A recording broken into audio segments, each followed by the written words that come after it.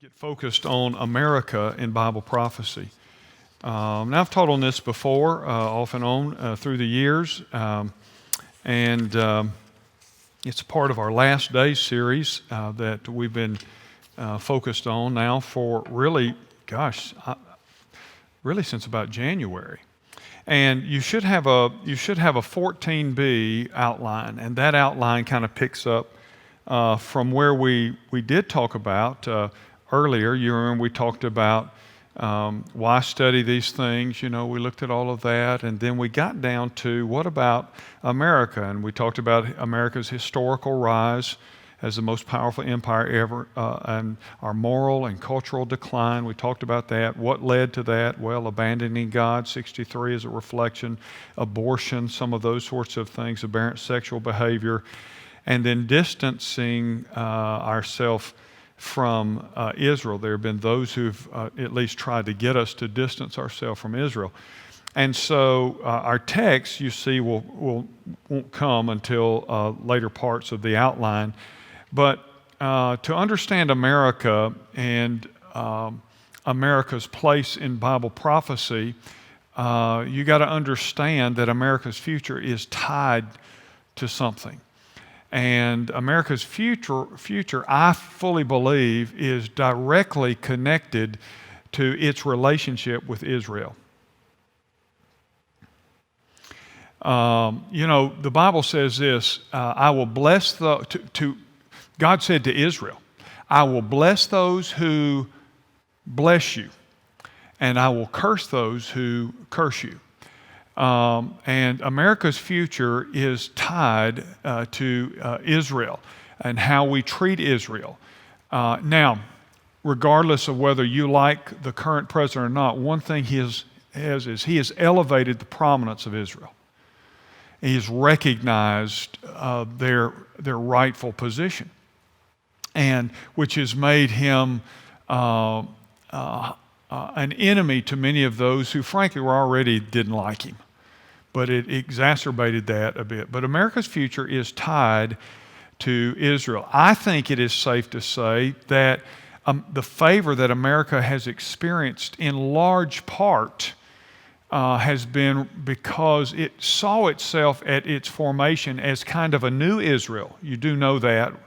We don't have time to talk about that. But also from its founding forward, America, especially into the 20th century, was the only nation that affirmed Israel.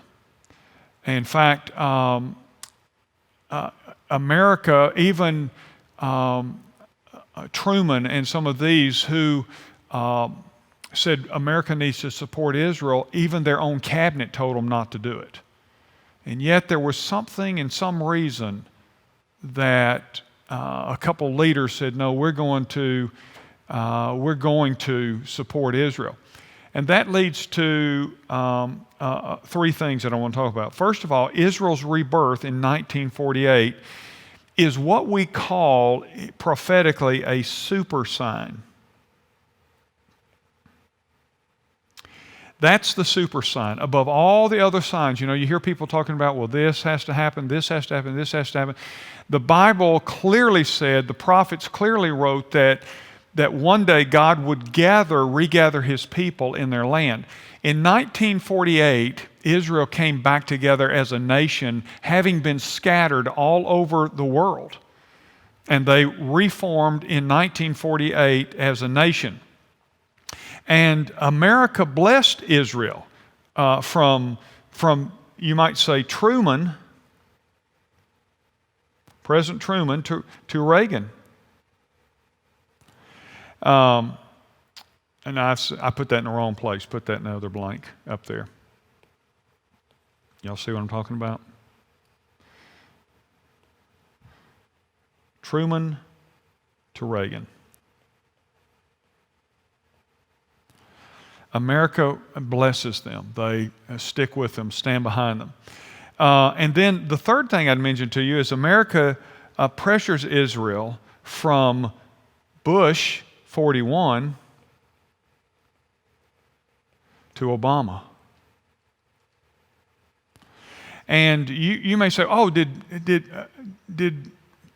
President Bush actually he did.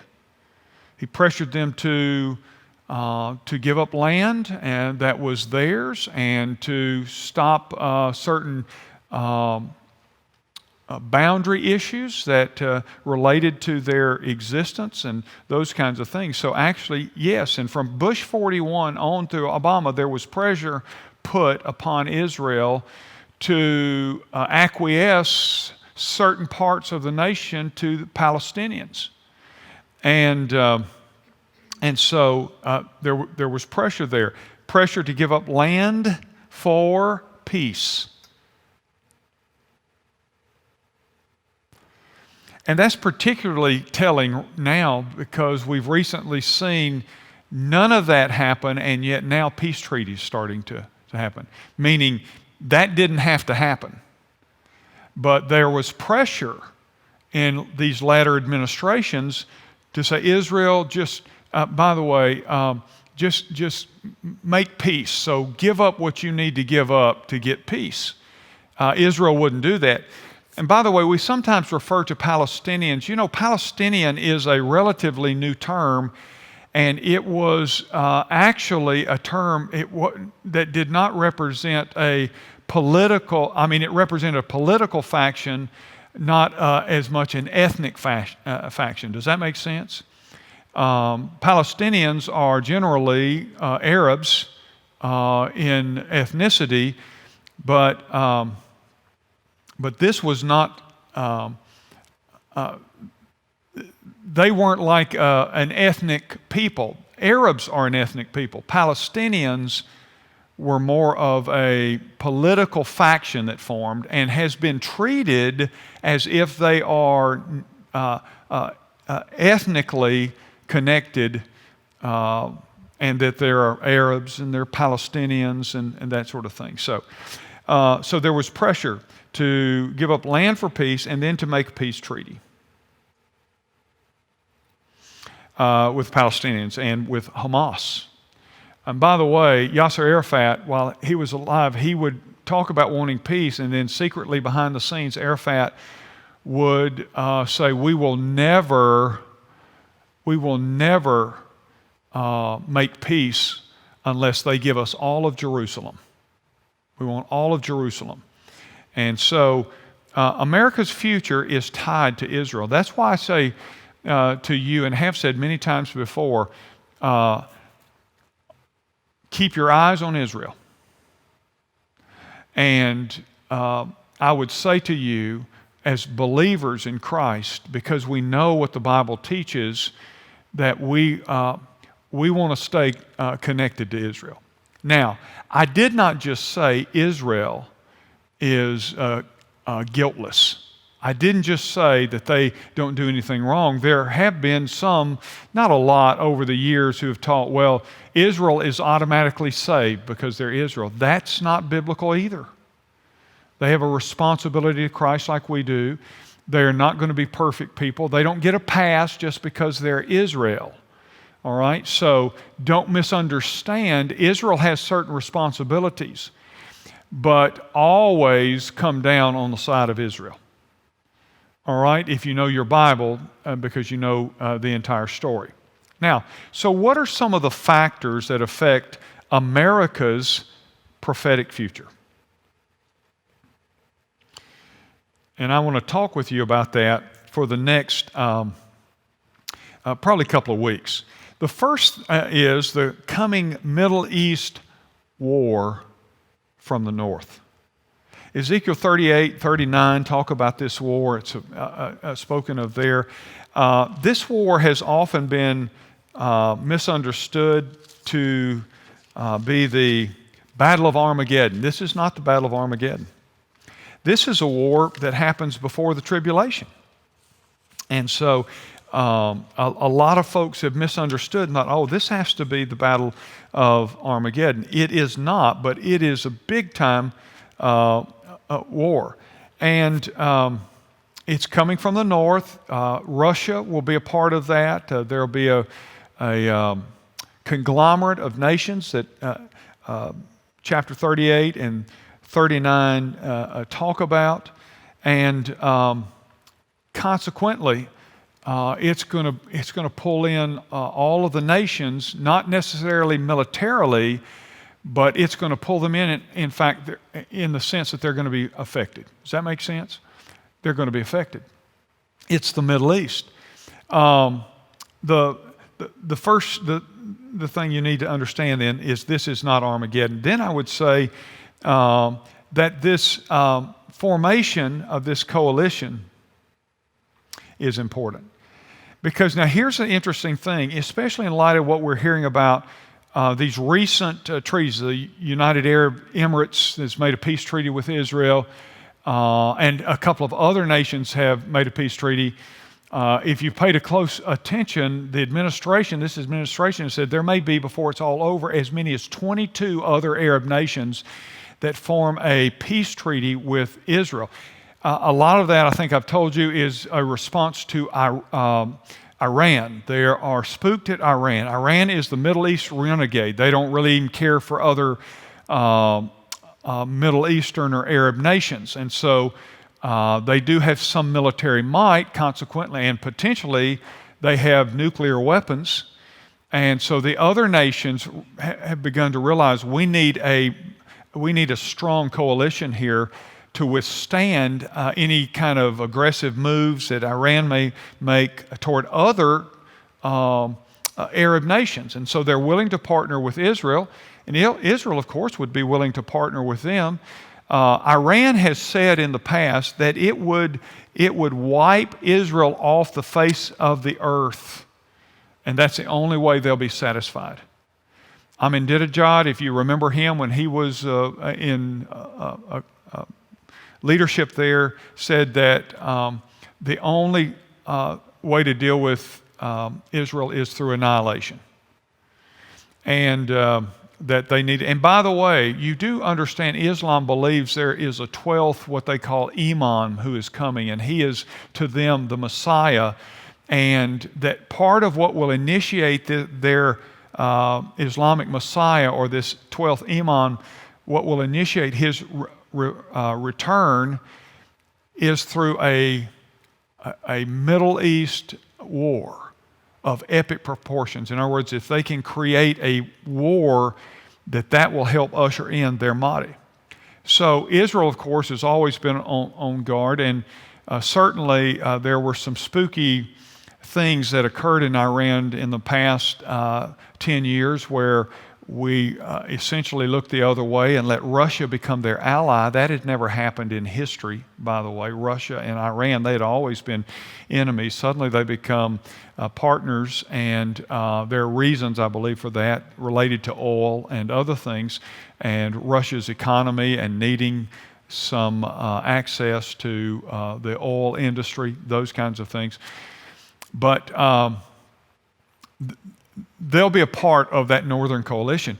But not everybody in the Middle East will, as Ezekiel teaches us. And so, but that coalition will come together to come against Israel. Then the next thing I would mention to you is Israel's invasion, this invasion that's going to happen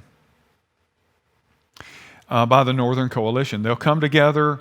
I think they'll find an excuse. If you want to know the honest truth, I think they're going to find an excuse for attacking Israel.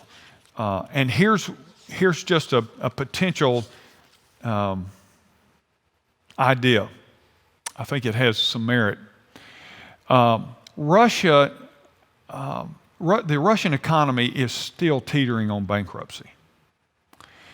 They have no access to what we call warm water ports to get to do trade, but also to get oil and gas in and out. Israel, by the way, has found new gas reserves that are incredible. And you've noticed, if you've been watching, Russia's been slowly moving down. Have y'all noticed that in the last decade? The Ukraine, but also in Syria. And they now have air bases in Syria from which to operate. Now, I'm just giving you the facts. When we could have stopped it, we didn't. This is a scenario, part of the scenario. By the way, Syria used gas on their own people to kill them. And you remember in the previous administration, the president said, here's a red line, and if you cross the red line, we're stepping in. Well, they crossed the red line, and we backed up and drew another line and said, if you go this far, we're stepping in. And they did, and we said, because they knew we wouldn't do anything at that juncture. And so Russia has kept a tyrant in office there, a puppet really, that they can control. So the scenario might play out something like this that initiates this war. Russia and this coalition of these other nations, which we'll talk about in another setting, but as they come down, they'll come down, they'll have to be provoked, they'll have to have a reason. Here is a possible reason. Israel is not going to allow Iran to deploy nuclear weapons. And my guess is Israel knows where they are in the stage of development. The Mossad is probably the best intelligence agency in the world. Israel is not going to, they know the threat. The threat has come several times. We were going to wipe Israel out. Israel, you can be certain, knows what the capabilities of Iran is. Now, it hasn't been unlike them to do a preemptive strike some years ago, back in the 80s, if you remember, and they took out some development plants at that time, and they flew their planes in, they got in, destroyed them, got out. It would not surprise me if Iran is now aggressively again developing nukes, that Israel finally says at some point in time, we're going to go in and destroy these, essentially these refiners for nuclear fuel that are used to build the nuclear weapons. There is already speculation that some of the nuclear power plants that have been built are front plants for weapon development. Russia has been enabling this to form this kind of comradeship, you might say. And so it would not surprise me for Israel to say, we're going to take out their capabilities. Does that make sense? And Russia then says, wait a minute, they're our ally. And if you've attacked them, you've attacked us. Now, go back to what I said. I didn't spend a lot of time there, but Russia has been looking for a reason for decades to invade Israel. Let me give you one more thing, and then I'm going to give you some, the devastation of the Northern Coalition. Now we're going to stop there, but I want to give you something before we do. I'll come back to that next week. But how serious is the threat to Israel about these things? Well, let's talk. Listen to some quotes from around the world. Dore Gold said, and he's the author of The Flight for Jerusalem, and a former Israeli ambassador to the United States, and he said, at the apocalyptic end of days, mainstream Muslims envision that a great armed jihad will result in the subjugation of the entire world to Islam. Jerome Corsi, the author of Atomic Iran, said Hitler revealed in Mein Kampf that he intended to commit genocide on the Jews of Germany. He communicated his true intentions, if only to those who knew how to listen to disturbed personalities believed him at the time. Well, so too, the mullahs who rule Iran have clearly been telling the world that they intend to use their missiles upon Israel when they have their nuclear capabilities. Frank Gaffney, the author of War Footing, he said, Putin's Russia has shown itself willing to facilitate Iranian nuclear ambitions, especially in light of the mullahs stated willingness to share their nuclear technology with other Islamic countries, and in order to create a time bomb to be aimed at Israel. And again, I mentioned one of the former Ayatollahs of Iran who said that the only solution to the region is the destruction of Israel, and that the armed confrontation must expand beyond Gaza. One top defense official said this: "No one can prevent nuclear Iran. The Iranians see themselves as being at the forefront of the battle against the heretics. They believe that salvation will come only when the war of Gog and Magog," that's Ezekiel 38 and 39, "and they believe now is the time for it." Graham Allison, who is the director of Harvard University's Belfair Center for Science and International Affairs, says, or asks the question, is the nuclear mega-terrorism inevitable? Harvard professors are known for being subtle or ambiguous, but I'll try to be as clear as possible, he said. Is the worst yet to come? My answer is, bet on it. And you remember Charles Krauthammer, many of you do, who's dead now, but he said, it is not a matter of if Israel attacks Iran because of its nuclear pursuit, it is a matter of when. The invasion prep, you can be certain is going on. Listen to this. Let me read this to you. It says, since the times of Tsar Peter the Great, Russian leaders have had their eyes on Central Asia and the Near East, and for nearly half of the 20th century, Moscow armed Israel's enemies and encouraged them to attack and destroy the Jewish state. But now a fuller and more disturbing picture is emerging. Previously classified White House, CIA, and State Department documents, as well as interviews with top U.S.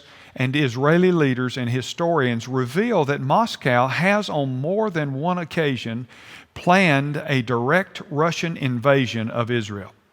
And then they give an example. For example, in the summer of 1982, then Israeli Prime Minister Menachem Begin went public with a story that prior to that time had been known only to the upper echelons of Israeli and U.S. military intelligence.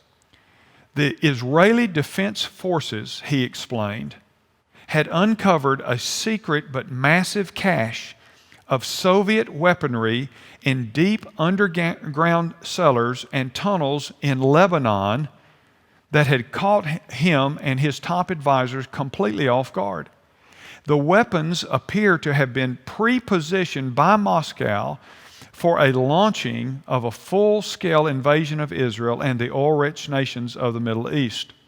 Listen to the size of this cache that Israel had placed there in Lebanon. Begin said that Israel found 10 times more Russian weapons than he previously had reported. The haul, he told reporters, included 4,000 tons of ammunition, 144 armored vehicles and tanks, 12,500 pieces of small arms, 515 heavy weapons, 359 sophisticated communication devices, and 795 optical instruments, including night vision goggles and field glasses.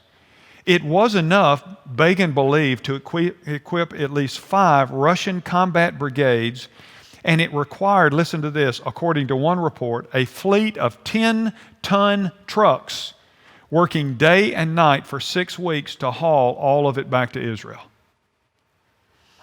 And so the Middle East is the epicenter. And the fact is that you can anticipate what Ezekiel 38 and 39 talks about, as we'll look at more in detail in the next few weeks. But you can imagine that what the prophet is talking about is exactly what we've already seen preparation being made for. And that war is important. You say, isn't this about America? You got to understand this war if you want to understand where America is in Bible prophecy. So that's kind of a lead-in. Next week we'll talk about these 7 prophetic biblical reasons for the coming war. Why will it come? And Ezekiel gives us these 7 reasons that this war is going to happen. If you'd have talked about this stuff with any kind of veracity back 15 years ago, 20 years ago, people were saying, that's a little far-fetched. We're not saying that anymore, are we? So, at any rate, we'll pick back up here next week and talk about some of these things as it relates to the coming war. And then that again is setting us up for America. Where's America in all of this? Because that war is instrumental. That war will happen in the Middle East, but it will have global impact that is unprecedented. Okay? All right, let's just stop there. It's 7:05. Do you have any questions about anything that we've discussed tonight? All right. Is there anybody here and you're not sure if you died, you'd go to heaven and you'd like to take care of that? Anyone at all say, I'd like to take care of that? Anybody here say, I know Christ, but I need a church home or church family? I'd like to join Ridgecrest. Well, thank you for being here tonight. Listen, if you got an extra buck or two, drop that in the baskets on the way out, and we'll use that for benevolence. God bless you. I hope you have a good rest of the week, and I'll see you Sunday as we continue our series on life in the Spirit.